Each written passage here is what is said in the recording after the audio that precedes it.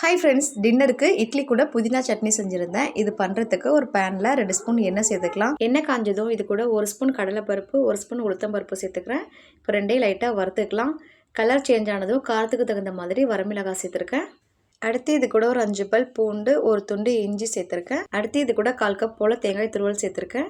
இப்போ தேங்காய் சேர்த்துட்டு நல்லா மிக்ஸ் பண்ணதுக்கு அப்புறமா இது கூட ஒரு கைப்பிடி நிறைய புதினா சேர்த்துக்கலாம். புதினா சேர்த்துட்டு மிக்ஸ் பண்ணிவிட்டு இலை சுருண்டு வரும்போது இது கூட கொஞ்சமாக புளி சேர்த்துருக்கேன். புளி சேர்த்துட்டு நல்லா மிக்ஸ் பண்ணிவிட்டு அடுப்பை ஆஃப் பண்ணிடலாம். இப்போ ஆற வச்சுட்டு மிக்ஸி ஜாருக்கு மாற்றிக்கிறேன். அடுத்து சட்னிக்கு தேவையான அளவு உப்பு, தண்ணி சேர்த்து அரைச்சி எடுத்துக்கலாம்.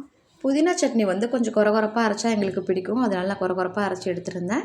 இப்போ சட்னியை வேறு பாத்திரத்துக்கு மாற்றிட்டு தாளிக்கிறதுக்கு 2 ஸ்பூன் எண்ணெய் காஞ்சதும் கடுகு உளுத்தம்பருப்பு சேர்த்துக்கலாம். கடுகு பொரிஞ்சதும் இது கூட கொஞ்சமாக ஜீரகம், பெருங்காயத்தூள், கருவேப்பிலை சேர்த்துட்டு சட்னி கூட சேர்த்து மிக்ஸ் பண்ணிட்டோம் அப்படின்னா புதினா சட்னி வந்து ரெடி ஆகிடுச்சு. ஓகே ஃப்ரெண்ட்ஸ், பாய்.